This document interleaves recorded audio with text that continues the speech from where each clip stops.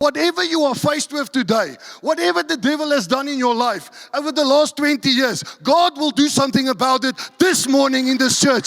But you have to engage. You have to believe that God is going to do it. I'm not running around because there's something wrong with me. I'm seeing breakthroughs in my life after today. I'm preaching to myself as well. We're taking on some stuff and I need the Lord to do something in my life. I always need Him to do something because we've got a relationship. The Bible says He's the covenant maker. I get into the covenant. I have to live a certain way and then He does massive stuff. So why aren't we seeing the massive stuff? How are you engaging with the covenant that God has for your life? How are you engaging with that reality? You know it's reality. Faith is fact. The reality of things hoped for, the evidence of things not yet seen. That's faith. So when you read the word and you say, yeah, that's not for me, then it's not for you. If you read the word and you say, yeah, he said that to the Israelites in the Woestijn, in the wilderness. I wasn't there. Then it's not for you.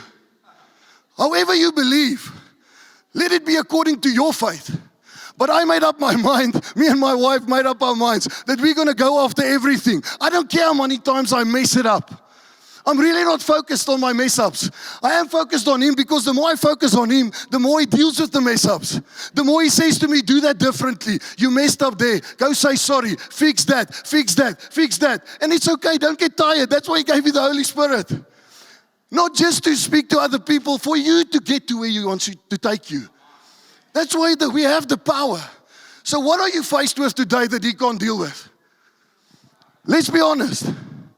What are you faced with today that you have to dig into your heart? You have to figure this one out. You have to be honest in the answer that you give. What are you faced with that you really believe that God can't do something about it?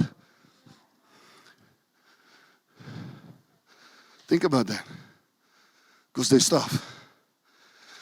There's always stuff. But when you become honest, Romans 12 says, be honest of the evaluation of yourself. I'm constantly reminded of that verse. We use it at our business. That's our verse for the year.